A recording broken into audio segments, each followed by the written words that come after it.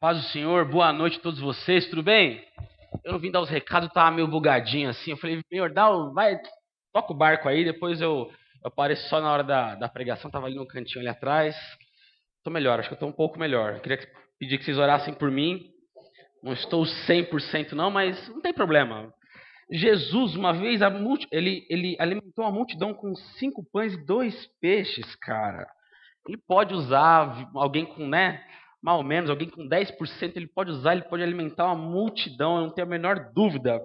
O Bill já apresentou os visitantes aqui, né? Nós temos vários visitantes, várias pessoas novas, bom, já foram apresentados, então não vou apresentar de novo, mas queria dizer que é um prazer enorme receber você. Volte sempre, nós temos cultos a cada 15 dias, os cultos de jovens aqui aos sábados. Nós também temos os cultos da igreja, que são todos os domingos. Nós temos escola dominical, nós temos culto de terça, culto de quinta, culto de quarta, culto de sexta. Tem culto todo dia. O que não falta aqui nessa igreja é culto, que bom. Porque é uma igreja, né? Se faltasse culto, fica complicado. O que não falta é culto e você é muito bem-vindo. Nós estamos numa série. A imagem está aqui? Não dá dando para ver muito bem, né? Mas todo mundo aqui já viu a imagem da série, certo? Todo mundo aqui já viu? Todo mundo aqui já viu? Visitantes, já viram a imagem da série? Não? Não? Então apaga aí para os visitantes ver. Eles têm que ver como é que é. Ficou super bonita essa imagem. A Michelle que fez. Cadê a Michelle? Michelle, ficou super bonita essa imagem. E é uma pessoa, um menino, eu acho. E ele tá meio cortadinho a imagem, mas é essa a ideia. E ele tá descendo para a profundidade do oceano. A gente olha o oceano assim, o oceano é imenso, é gigantesco, é sem fim, e esse cara está buscando a profundidade do oceano. Pode acender a luz, obrigado.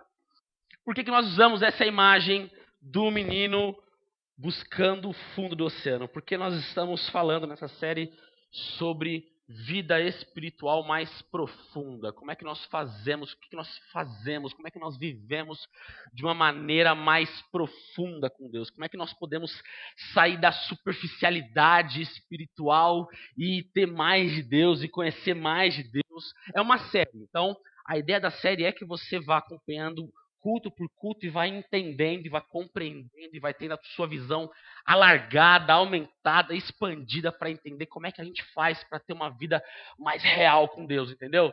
E aí eu quero fazer um breve resumo. No primeiro culto nós dissemos que a primeira condição para você ter uma vida espiritual mais profunda é você reconhecer e entender e o seu coração ser impactado pelo tamanho de Deus. Ninguém pode conhecer mais a Deus tendo uma visão pequena de Deus. É somente que nós temos uma visão de que Deus é majestoso, santo, soberano, santo, santo, santo, incrível, início, meio e fim, que Ele é sobre todos e sobre tudo. Quando a gente fica espantado com Deus, nós estamos aí a primeira coisa que a gente tem que fazer é essa. Esse é o primeiro passo. Ninguém pode ter uma vida espiritual mais profunda com uma visão irreverente, Deus uma visão pequena. Então, você ter uma visão gloriosa de Deus é a primeira coisa. Mas não somente isso. Porque se nós queremos ir ao fundo, você não somente tem que reconhecer a grandiosidade desse oceano, mas você tem que desejar ir ao profundo. Deus tem que se tornar para a gente o nosso maior tesouro.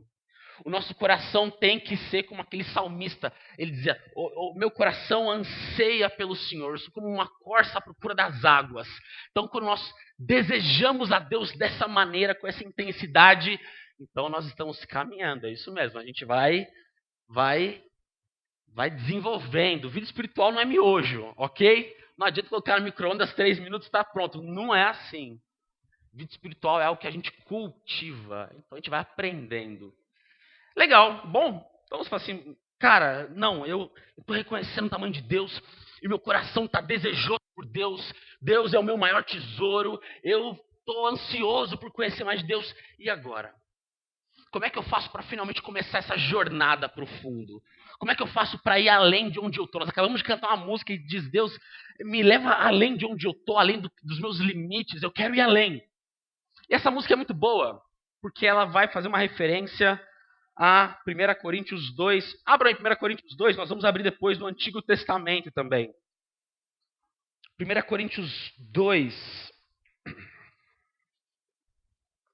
versículos 9 e 11. Nós vamos aprender o que nós fazemos e no texto do Antigo Testamento nós vamos desenvolver melhor essa ideia. 1 Coríntios 2, do 9 ao 11, diz o seguinte: Deus falando, através de Paulo, o Espírito Santo sonda todas as coisas, até mesmo as coisas mais profundas de Deus.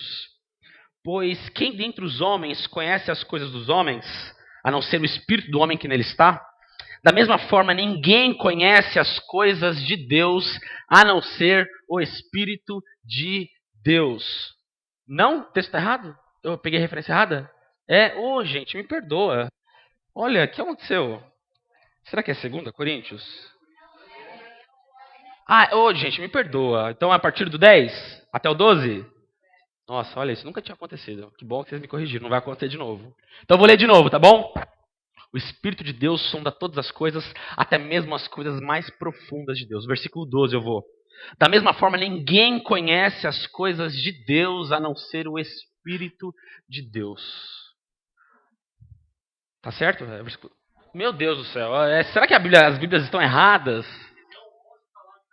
Então eu li o 11. Mas vocês entenderam, tá aí. Vocês acharam o texto? Legal, tá ótimo. Depois eu vou ver isso aqui. A questão é que a gente não vai conhecer 1 centímetro a mais de Deus sem o Espírito Santo. Nós não iremos 1 centímetro na profundidade de Deus se não formos conduzidos pelo Espírito Santo. Quem é que conhece as coisas de Deus senão o Espírito de Deus? E quem é que pode fazer conhecidas as coisas de Deus senão o Espírito de Deus? Então ir ao profundo de Deus não é algo que a gente faz com a força dos nossos braços ou pela firme decisão. É algo que o Espírito Santo nos conduz.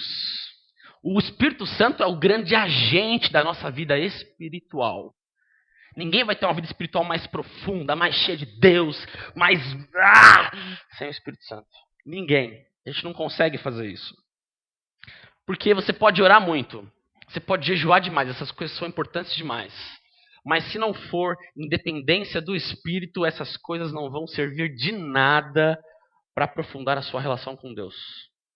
Oração e jejum são meios, são apenas meios. Quem nos leva é o Espírito, pois é Ele quem conhece as coisas de Deus e é Ele quem pode fazer conhecidas as coisas de Deus. E aí você diz, mano, então o Espírito Santo de Deus, mano, me leva, tô aqui, me leva. Tô doido para conhecer mais de Deus, tem até um povo indo no monte, tem um pessoal aqui que foi no monte ontem, ó. Não era bem um monte, era meio que um rolê meio doido assim, uma floresta, não é não, velho? Tudo escuro, o povo orando lá no meio, muito louco, rolê muito da hora. Eu tenho os caras tão doidos por conhecer mais de Deus. Não, o Espírito Santo me leva, eu tô ansioso para conhecer mais de Deus. A Bíblia diz que Ele leva, porque essa é a vontade de Deus. Deus quer se fazer conhecido aos seus filhos. Porém, e é sobre isso que a gente vai falar hoje, porém, para nós sermos conduzidos pelo Espírito, nós temos que nos libertar de tudo aquilo que é um entrave à ação dele na nossa vida. Tem coisas na nossa vida que são como boias, que nos mantêm lá na superfície. Já colocou boia de braço, tentou nadar fundo? Dá? Não dá, né? Super cansativo, né? Mano, você vai morrer, vai dar uma câimbra doida, porque não dá. Ninguém consegue ir ao fundo enquanto não tirar as suas boias. E há coisas nas nossas vidas que são boias, que tiram a liberdade do Espírito na nossa vida. Há coisas que bloqueiam, que são obstáculos, que são entulhos na nossa vida e a ação do Espírito. Mas isso significa que o Espírito Santo é fraco, então? Isso significa, então, que algumas coisinhas tiram a força do Espírito? Não. O Espírito Santo é totalmente poderoso. A questão é que tem essas coisas não tem a ver com o Espírito. O Espírito não compactua com essas coisas. Onde essas coisas estão, o Espírito não está. Ou essas coisas estão, ou o Espírito está. Tem lugares e tem coisas com as quais o Espírito Santo não compactua e com as quais ele não vai estar. E essas são essas boias. Então, enquanto a gente não se livrar dessas coisas, enquanto a gente não abrir mão dessas coisas que estão bloqueando o nosso coração, bloqueando a ação do Espírito na nossa vida, nós não desceremos 1 centímetro no conhecimento e na profundidade de Deus. Você pode nadar, fazer muito esforço, orar muito, fazer campanha de oração, pirar de orar. Enquanto você não tirar as boias, você não vai descer. Isso é lógico. E eu queria que a gente, para aprender um pouco sobre isso, nós abríssemos lá em 1 Reis. Nós vamos ver um exemplo. 1 Reis, capítulo 18. É um texto muito famoso de Elias. Nós vamos ler somente um trechinho, tá bom? Nós não vamos ler o texto inteiro porque é muita coisa. Nós vamos ler 1 Reis 18, a partir do versículo 30. Dessa vez eu não errei. Tenho certeza. Se está errado, então é na Bíblia de vocês. Tem que ver essa editora aí. Vou explicar para vocês o contexto do texto, pode ser? É o seguinte, ó. Elias está no Reino do Norte. Reino do Norte era o Reino do Norte de Israel, certo? E o Reino do Norte estava em total idolatria. Esses caras tinham esquecido de Deus. Esses caras abriram mão do Deus verdadeiro e começaram a adorar um troço chamado Baal, que eles diziam que era o Deus, alguns povos diziam que era o maior Deus. Israel, que viu todas aquelas coisas incríveis no Egito, no deserto, tal, esses caras esqueceram de Deus e começaram a adorar outros deuses. E aí Deus chama esse cara chamado Elias, e ele dá uma missão para Elias. Fala, Elias, você vai quebrar tudo, velho. Você vai ser meu profeta. Você vai levar a seguinte mensagem para esses caras. Mano, vocês estão na água, esse Deus aí de vocês é fake, é mentira, e eu vou mostrar para vocês quem que é o Deus mesmo do negócio. E Elias vai, ele vai lá falar com o rei Acabe, que tinha uma mulher horrorosa, horrorosa. Você quer ver um guia de como não deve ser uma mulher? É a mulher desse cara. Menina, se você parece em alguma coisa com essa mulher, mano, com essa mulher na moral, assim, tipo, tira um tempo, vai orar, jejuar, buscar Deus, porque essa mulher era do cão. E aí, Elias chega no rei e chega nos sacerdotes de Baal. E Elias chama os caras para um X1. Ele diz o seguinte: nós vamos nos encontrar no topo do Monte Carmelo. Nós vamos ter um duelo de deuses. Vamos ver quem é Deus e quem não é. Vamos ver quem é Deus e quem é lero-lero. E eles fazem o seguinte, eles acertam o seguinte, vai ser assim o duelo. Eles vão montar um altar. Cada um, os sacerdotes de Baal vão montar um altar e eles vão montar um altar. E eles vão orar. O Deus que manda fogo do céu é o Deus verdadeiro. Justo? Parece justo, né? Ok. E os caras ficam horas lá orando, dançando, fazendo vários paranauê e nada acontece. Elias tira mó sarro dos caras. E aí chega no versículo 30, nós vamos ler do 30 ao 39. E chega a vez agora de Elias orar a Deus. Ele diz assim: então Elias disse a todo o povo, aproximem-se de mim. O povo aproximou-se, Elias reparou o altar do Senhor que estava em ruínas. Depois apanhou 12 pedras, uma para cada tribo dos descendentes de Jacó, a quem a palavra do Senhor tinha sido dirigida, dizendo-lhe, seu nome será Israel. Com essas pedras, Elias construiu um altar em honra ao nome do Senhor e cavou ao redor do altar uma valeta, na qual poderiam ser semeadas 2 medidas de sementes. Depois ele arrumou a lenha, cortou o novilho em pedaços e o pôs sobre a lenha. Então lhes disse, encham de água 4 jarras grandes e derramem-na sobre o holocausto e sobre a lenha. O povo foi e jogou água. Ele disse, façam de novo. E eles fizeram de novo. E ele disse, façam isso pela 3ª vez. Os caras fizeram pela 3ª vez. Versículo 35. A água escorria do altar, chegando a encher a vala. Na hora do sacrifício, o profeta Elias colocou-se à frente do altar e orou. Ó Senhor, Deus de Abraão, de Isaque e de Israel, que hoje fique conhecido que tu és Deus em Israel e que eu sou teu servo. Eu fiz todas essas coisas por ordem tua. Responde-me, ó Senhor, responde-me para que este povo saiba que tu, Senhor, és Deus e que faz o coração deles se voltar para ti. Então o fogo do Senhor caiu e queimou completamente o holocausto, a lenha, as pedras e o chão e também secou totalmente a água na valeta. Quando o povo viu isso, todos caíram prostrados e gritaram: o Senhor é Deus, o Senhor é Deus. Que dia, hein? Que dia na vida de Elias. Eu queria que a gente lesse mais uma vez somente um versículo. Versículo 30. Parte B. O povo aproximou-se e Elias reparou o altar do Senhor que estava em ruínas. Amém? Vamos orar mais uma vez? Senhor Deus, Pai, nós estamos aqui. Nós estamos falando sobre vida espiritual mais profunda. Senhor, se o Senhor não falar aqui hoje, a gente não desce 1 centímetro. Se o Senhor não falar aqui hoje, se o Senhor não trouxer a Tua palavra, se o Teu Espírito Santo não agir aqui hoje, nós teremos passado 2 horas ouvindo palavras vãs, palavras vazias. Mas se o Senhor falar, vidas são mudadas, pessoas são transformadas. Vidas espirituais que estavam apáticas há anos, que estavam paradas, elas serão transformadas para a Tua glória. E é nisso que nós cremos e é nisso que nós nos agarramos, nessa esperança de que o Senhor vai falar porque o Senhor nos ama. E nós oramos assim no nome de Jesus. Amém. Por que eu li o versículo 30 de novo? No Antigo Testamento, o altar era muito importante. O altar era o local da adoração. O altar era uma construção de pedra que os caras montavam, colocavam um sacrifício em cima e ofereciam a Deus. E esse altar ele não podia ser de qualquer jeito. Deus tinha, o altar tem que ser assim, com esse tipo de pedra, tem que estar organizadinho, tem que estar bonitinho, tem que estar ok. E o altar de Israel, o altar do povo, estava absolutamente destruído. Tanto que no versículo 30 a gente lê que Elias tem que restaurar o altar. Porque o povo tinha abandonado a adoração a Deus, o povo estava adorando outros deuses, em outros altares, e não no altar do Senhor. Antes de qualquer coisa acontecer, a primeira coisa que Elias faz é restaurar o altar. Deus não fala enquanto Elias não restaura o altar. Deus não manda o seu fogo enquanto Elias não restaura o seu altar. Deus não se revela a Israel enquanto Elias não restaura o altar.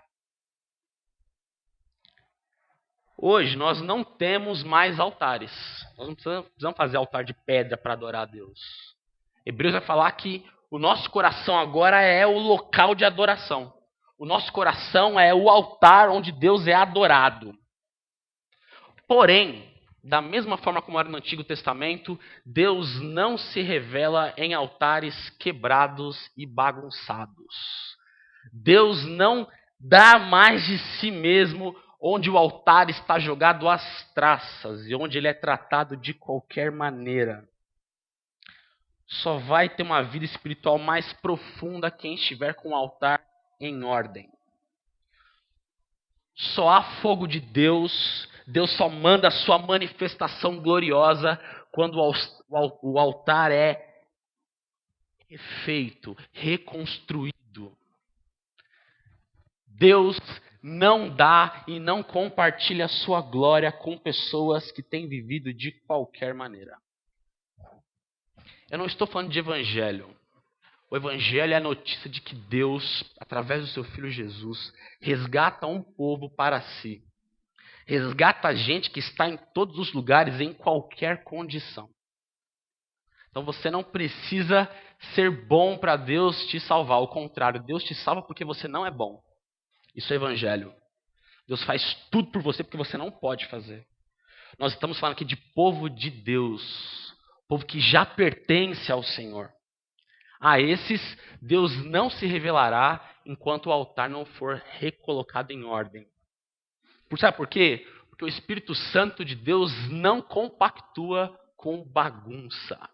O Espírito é santo. E ele se manifesta em um local onde há pureza e onde há uma maravilhosa expectativa por ele. Deus não se revela onde as pessoas estão vivendo de qualquer maneira. Se você quer buscar um atalho para a sua vida espiritual, te dou uma boa notícia, ele não existe.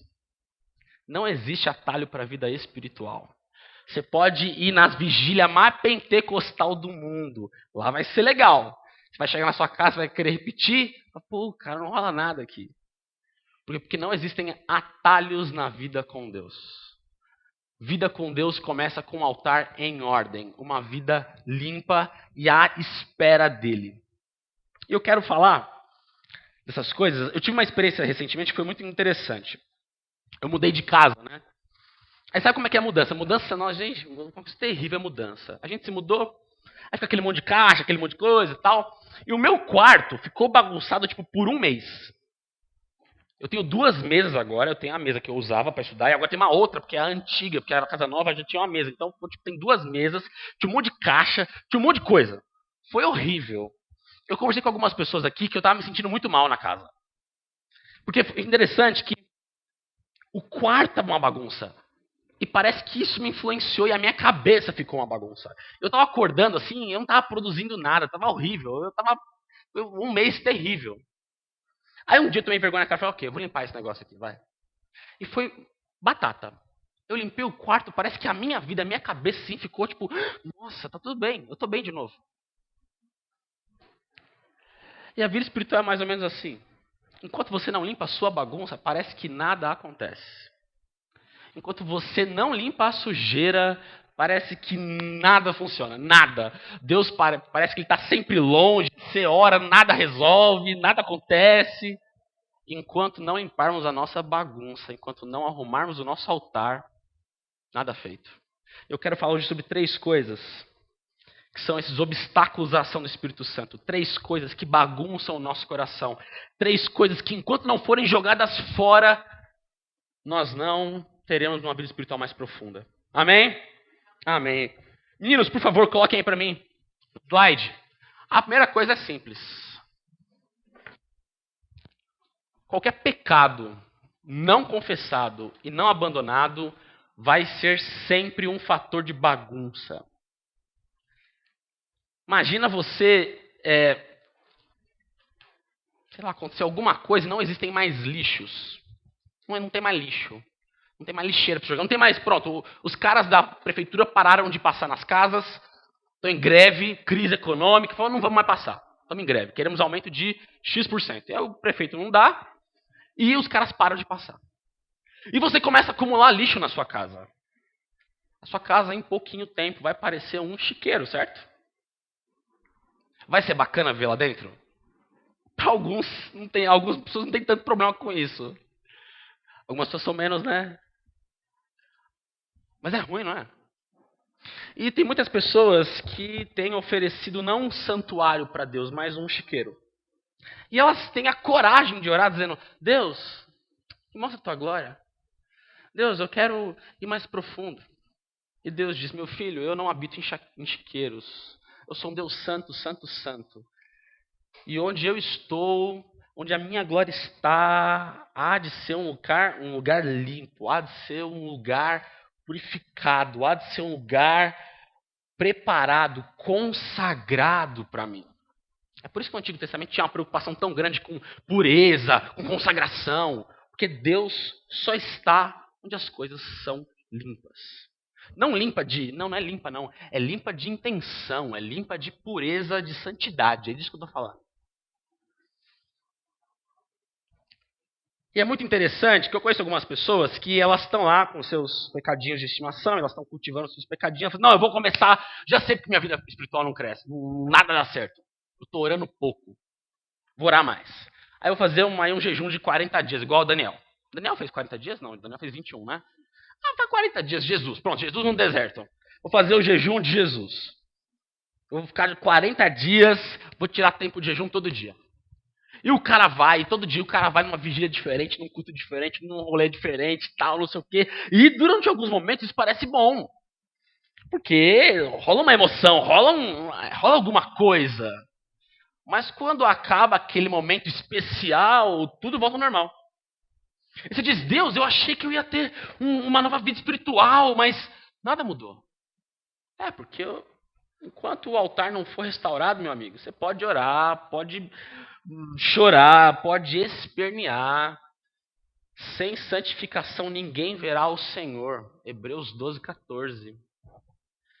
Sem santificação, mano, não rola. Sem morte do eu, não dá. Não tem Deus. Você pode pedir à vontade. A questão não é que Deus não quer se dar, Ele quer. A questão é que Ele não entra. Não entra, porque Ele é santo, santo, santo. E se Ele entrar, vai ser para acabar com tudo, é melhor não. E se Deus entrar, Ele vai querer limpar tudo. Aí Deus, Ele limpa mesmo. Aí vai destruir tudo, melhor não. Deus não é conivente. E se Deus se revelasse a nós de qualquer maneira, Ele estaria abrindo mão da glória dEle. Ele estaria sendo qualquer coisa, qualquer pessoa, que vai em qualquer lugar. Deus não é assim. Nós estamos comparando Deus a um oceano nessa série. A gente não brinca com o oceano. O oceano é poderoso. Deus é o criador dos céus e da terra. Ele diz que Ele pega as galáxias nas mãos. Assim. Aí você chama esse Deus para um chiqueiro. Você vive de qualquer jeito e quer orar para Ele vir, Ele não vai vir. Elias teve de arrumar o altar primeiro. Então eu quero perguntar, que hábitos pecaminosos estão enraizados no seu coração? O que é aquele negócio que está ali?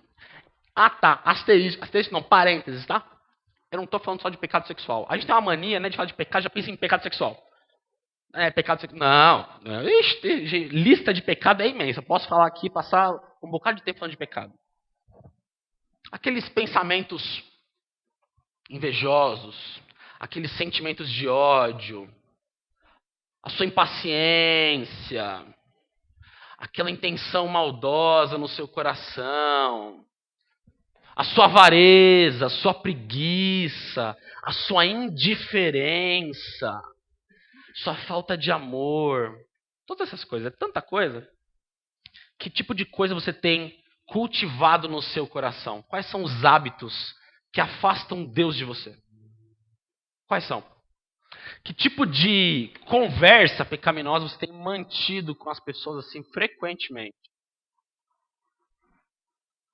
Pensa bem aí, o que a sua língua tem falado, hein, meu? Ou onde sua língua tem passado, pior ainda. O que você tem falado, hein?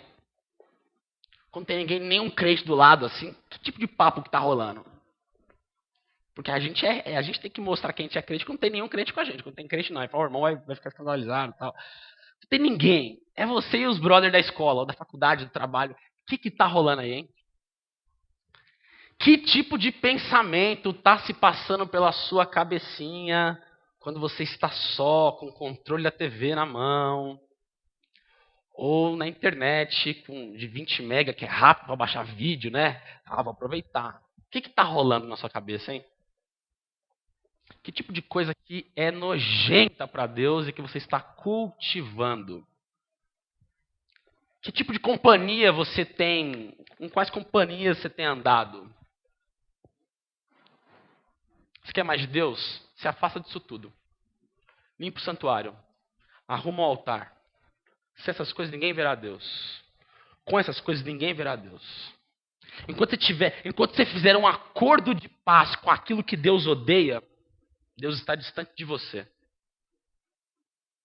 Se você é amigo do maior inimigo de Deus, mano, Deus vai falar, desculpa, velho, mas eu te amo, mas não vou. Pra mim não dá, eu não compactuo com isso. Às vezes a gente às vezes tá num lugar que a gente não tá curtindo muito. Não, eu vou ficar aqui porque o fulano tal é meu amigo, né? Então, Deus não faz isso. Deus, quando não gosta de algo, ele sai. Ele sai, ponto. Ele não fica negociando, não, ele sai, ele vai embora. Tem um momento do Antigo Testamento em que Deus sai do templo, que é a pior tragédia da história de Israel. Deus diz, já chega, cansei disso aqui, tô fora, e ele vai embora. Que tipo de coisa nós temos colocado para dentro que está colocando Deus para fora? Nós precisamos abandonar essas coisas hoje. Jesus usa um termo no Sermão do Monte que ele fala sobre mutilar. Como é que você mutila? Você pega uma faquinha cega e fica... Não, você é de uma vez, não é?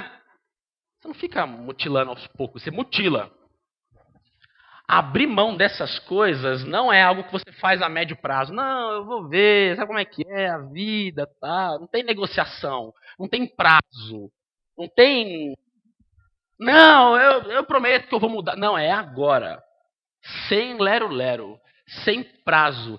Sem condição. Deus, desagrada ao Senhor, eu abandono agora. Ponto. Eu prefiro ser impopular. Eu prefiro ser mal visto. Eu prefiro ser odiado por alguém do que fazer coisas que afastem o Senhor de mim. Eu prefiro ser taxado de babaca pelos meus amigos do que compactuar com coisas que o Senhor odeia. Eu prefiro ser apontado como um mané do que ser apontado pelo Senhor como um infiel.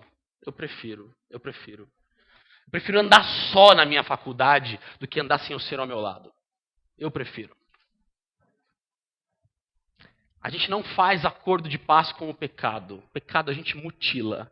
Hoje, agora. Então, enquanto você está pensando aí nas suas coisas, pensamentos, hábitos, conversas, amizades, tem várias vozes que ficam na nossa cabeça. Só uma é a correta. Mutila. Todas as outras são acordos de paz que não provém de Deus. Não, isso é muito radical. Pera lá, calma aí. Você não conhecerá absolutamente mais nada de Deus se você não fizer isso hoje.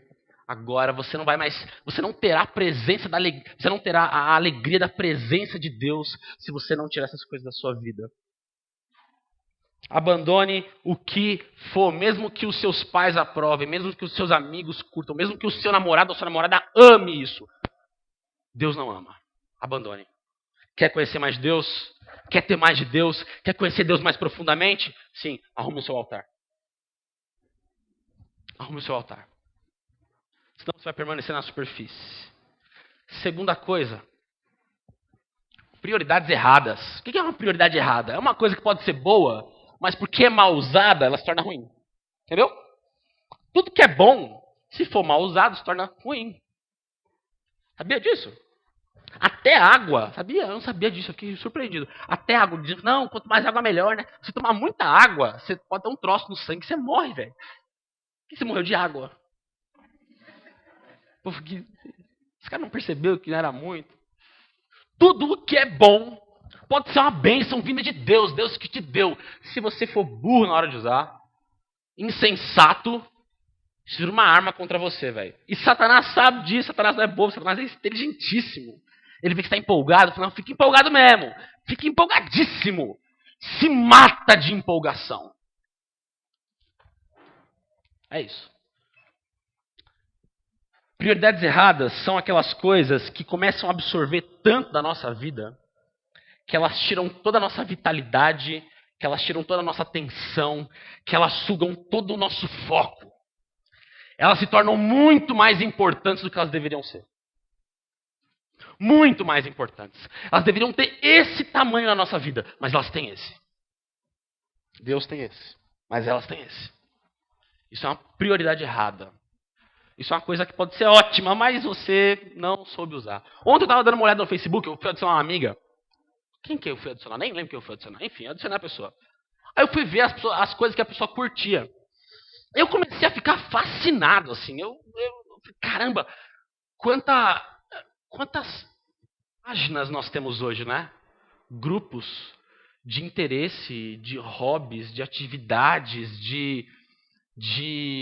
tem coisa de tudo. Tem moda, política, filosofia, site de compra, de quadrinho, de filme, de música. Mano, a gente tem 1 trilhão de páginas disponíveis.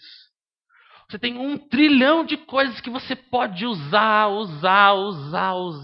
e colocar toda a sua vida nelas. É uma infinidade de coisas. E não são somente coisas virtuais, atividades, também são pessoas. Quer ver um fenômeno incrível? Tem um fenômeno incrível. Eu estou procurando um nome para ele ainda. Que é o seguinte. O rapazinho fala, Deus, estou tão só, quero uma namorada. Deus misericordioso, bondoso, né? Dá a namorada. E o cara era ótimo. Aí o cara vira um retardado. É impressionante, cara. É impressionante. É impressionante. Ele esquece de tudo. tudo. O tempo que ele tirava para Deus não existe mais. O tempo que ele tirava para servir as pessoas não existe mais. Ele não pensa mais nas questões espirituais. Ele não pensa mais, mano, tirar um tempo aqui de louvor, vou pensar no céu agora. Ele não pensa, ele só pensa na maldita da namorada dele. Ou namorado.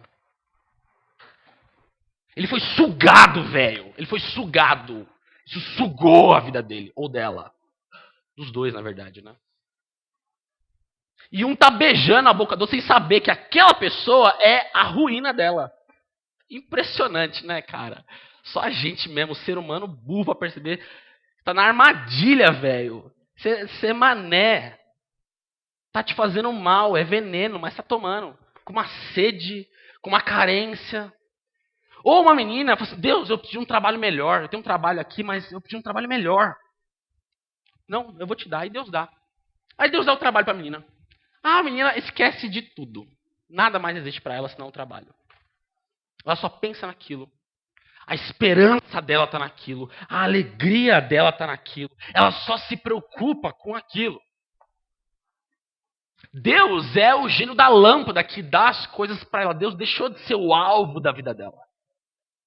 Deus se tornou alguém a quem eu recorro se der algum problema no trabalho. Ah, eu estou doente, eu vou para Deus. Do contrário, eu vivo, penso, me gasto, me desgasto para o trabalho. Ou para a faculdade, ou seja lá o que for. Deixa eu te dizer uma coisa, ó. As pessoas que andaram lado a lado com Deus, as pessoas que viram a face de Deus, pessoas que tiveram uma vida espiritual profunda, incrível, pessoas que, como Moisés, tiveram encontros com Deus, a Bíblia diz, como quem fala com um amigo. Essas pessoas não viveram de qualquer jeito. Elas não viveram de qualquer maneira. Elas não então, como é que é? Deus me escolheu e aí, tipo, eu vivo de qualquer jeito e Deus... Não. Essas pessoas viveram para tornar Deus a prioridade número 1 na vida delas. Elas intencionalmente fizeram de Deus a coisa mais importante de suas vidas. Elas entenderam que se não fosse para viver, se viver não fosse para conhecer mais a Deus, não valeria a pena viver. Essas pessoas viveram de tal forma que Deus era primeiro, o restante se encaixava. Trabalha, casa, tem um apartamento, tudo isso.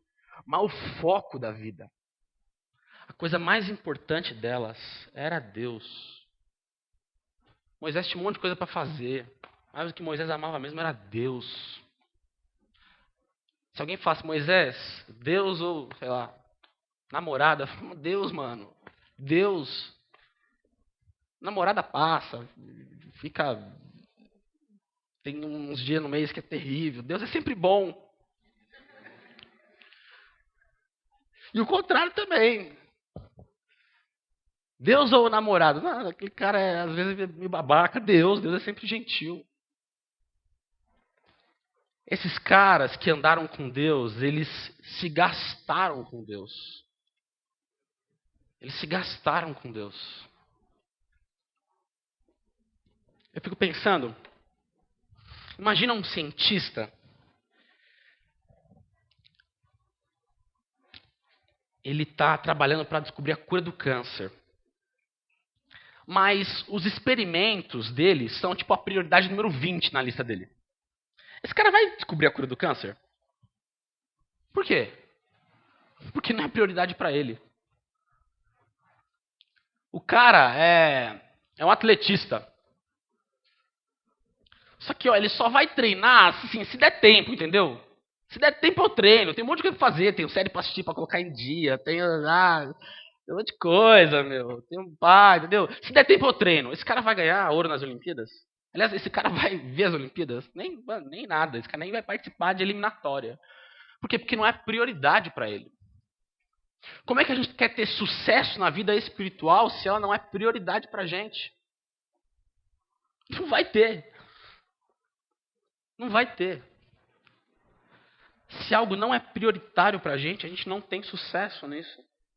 Você quer conhecer mais a Deus? Torne isso uma prioridade na sua vida. Não uma coisa que você faz se der tempo.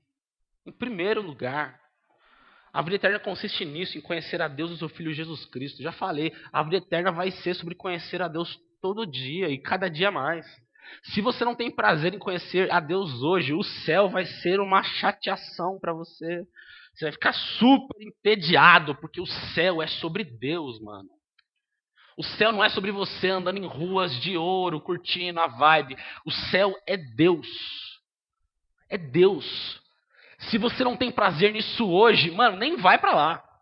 Nem vai, porque é melhor você ficar sofrendo no inferno do que você conhecer um Deus que você não tem prazer nele. Torne a sua vida espiritual uma prioridade na sua vida. Isso vai custar a você algo? Vai. Mas todo sucesso é custoso. Todo sucesso te custa algo. Conhecer mais a Deus também te custará algo. E vale muito a pena. Vale demais a pena. Você só vai ter que sacrificar aquilo que é inútil, temporário. As coisas realmente importantes jamais terão que ser sacrificadas. Deus, ele dará mais dessas coisas. Ele só quer que você abra mão do que é palha, entendeu? Trigo, ele vai te dar. O que é lixo, queima esse negócio. Queima esse troço.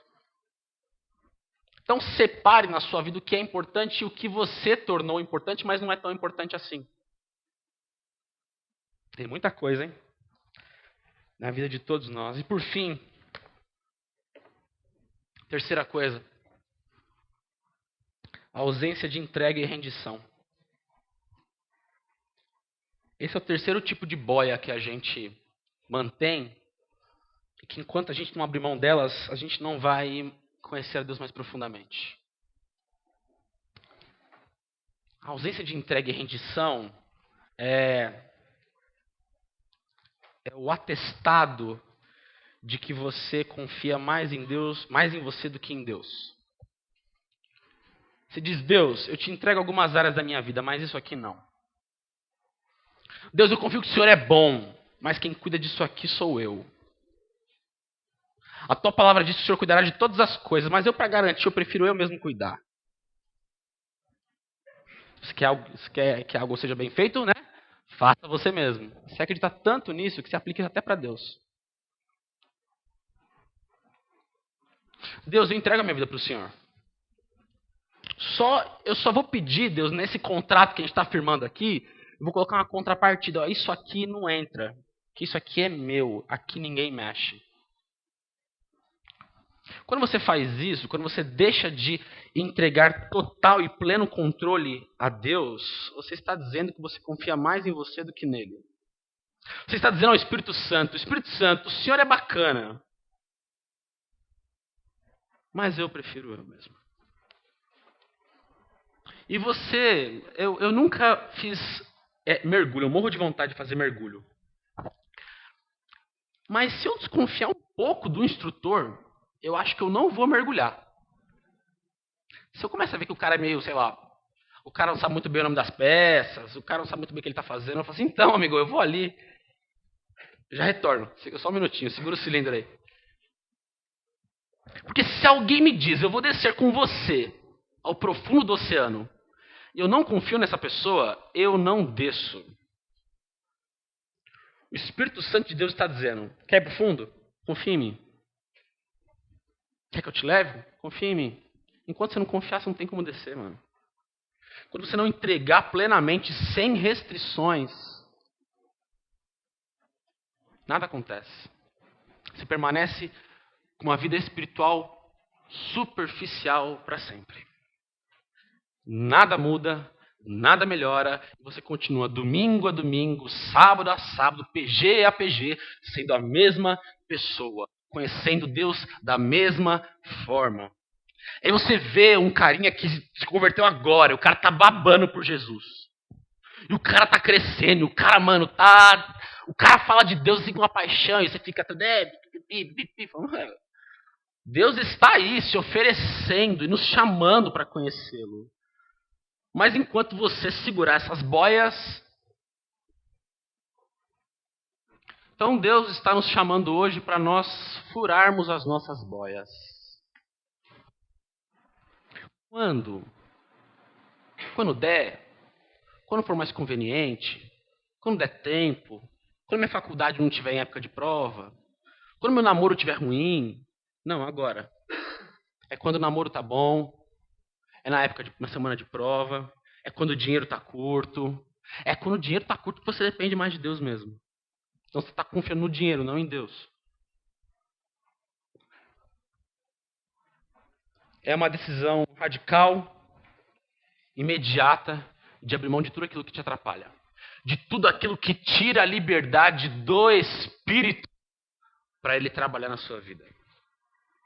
É tudo aquilo que é entulho, tudo aquilo que é obstáculo, tudo aquilo que é o impedimento ao Espírito. Não porque ele não pode, mas porque ele não vai.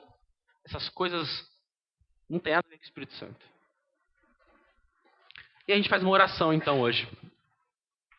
Ela é super simples. Deus, eu entendi que eu tenho coisa da minha vida, é um pecado não confessado, não abandonado, é uma prioridade que é algo bom, mas eu estou usando de maneira errada. Ou é uma área da minha vida que eu me recuso a entregar e a render ao Senhor. E eu descobri que essas coisas me puxam para cima e não para baixo. Eu quero abrir mão delas. Eu quero que o Senhor tenha plena liberdade. Que o Espírito Santo de Deus encontre um coração e uma vida desejosa. Onde ele é bem-vindo. Onde ele é desejado. Onde ele é esperado. Para que ele, como diz desde Coríntios, para que ele me faça conhecer as profundezas e as profundidades de Deus. Não tem atalho.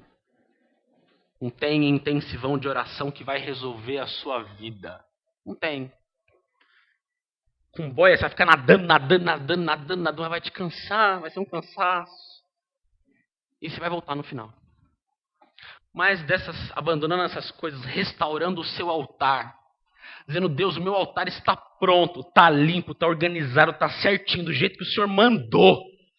E agora eu vou cultivar uma vida assim, em santidade, buscando ao Senhor, me rendendo ao Senhor. Eu sei que o Senhor me levará a te conhecer mais profundamente. E a gente vai cantar essa música que eu vou te cantar. Deus, me leva mais profundo que eu puder. Enfim, eu não me recordo a letra da música. Mas a gente pode cantar essa música dizendo, Deus, me leva onde eu não posso ir, porque eu já parei de atrapalhar o Senhor, entendeu? O que eu estava guardando, que atrapalhava a sua ação, que impedia a sua ação, eu abri mão disso. Pronto. Estou rendido. Leva-me. Ele leva, porque ele nos ama muito. Vamos orar? Senhor Deus e Pai, o Senhor é um Deus bondoso, que o Senhor não somente faz promessas incríveis e maravilhosas, como te conhecer, como que o Senhor vai se fazer conhecido e vai se revelar àqueles que te buscam. Essa é a maior promessa de todas. O Senhor nos dá essa oportunidade da gente conhecer mais. Mas o Senhor não dá somente uma promessa. O Senhor também mostra o caminho. O Senhor também aponta na nossa vida aquilo que nos impede de alcançar essas promessas. O Senhor tem apontado aqui hoje essas boias, essas coisas que enquanto permanecerem, o Senhor não está com a gente. O Senhor não está... A gente não vai ter comunhão real com o Senhor. Nós queremos pedir, Senhor, que o Senhor venha nos vencer, nos convencer, nos ensinar a amar mais ao Senhor do que amar essas coisas. A gente sabe que pecado, Senhor, que prioridades erradas, que falta de rendição, nem sempre a gente está de sacanagem, não é isso. Tem coisas com as quais a gente está lutando, realmente. Tem coisas que a gente quer abandonar, mas a gente não consegue, Senhor. Tem gente que precisa de vergonha na cara, sim.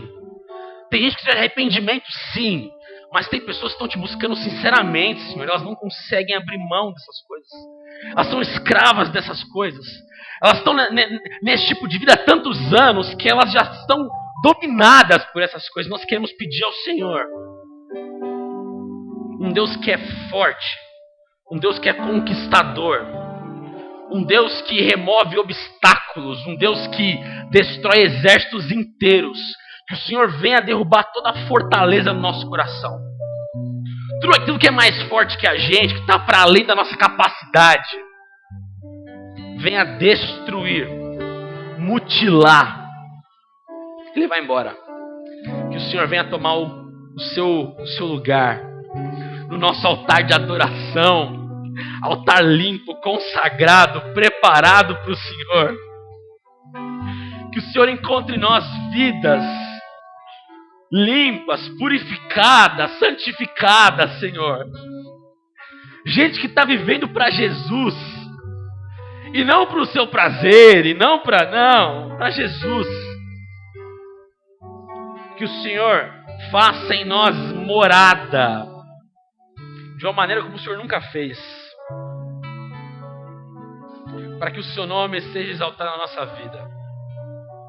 Nós oramos assim, no nome de Jesus, que nos dá autoridade para orar e nos dá os méritos para orar. E a gente ora apontando para Ele. No nome dEle nós oramos, Senhor. Amém.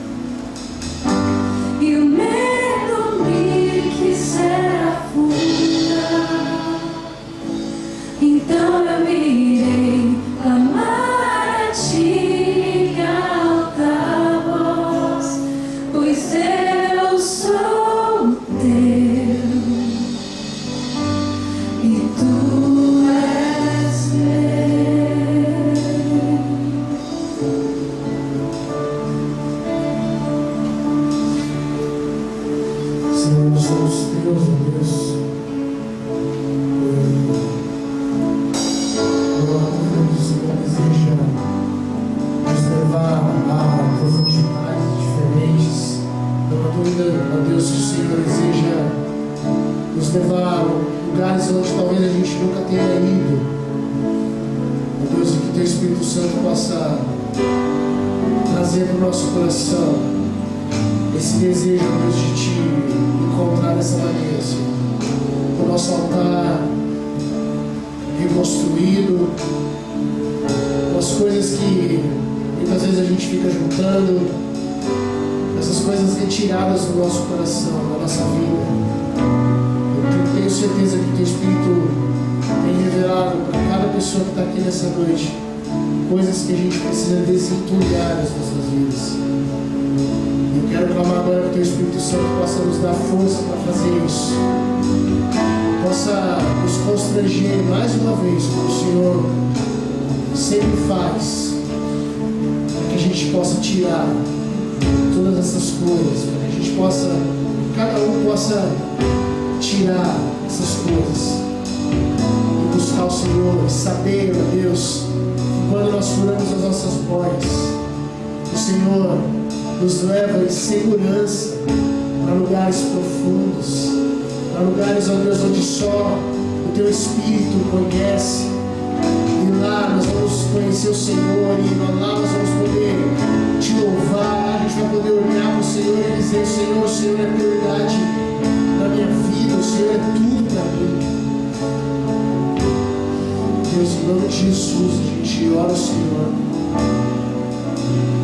entrega ao Senhor esse momento, que o Espírito Santo possa continuar nos constrangendo a cada um que ouviu essa palavra nessa noite, para a honra e para o louvor da Tua glória, para que o Teu nome seja engrandecido, Senhor, e seja conhecido através de uma igreja que Te conheça e Te faça conhecido, através de jovens que Te conheçam e Te façam conhecido, Senhor, em nome de Jesus.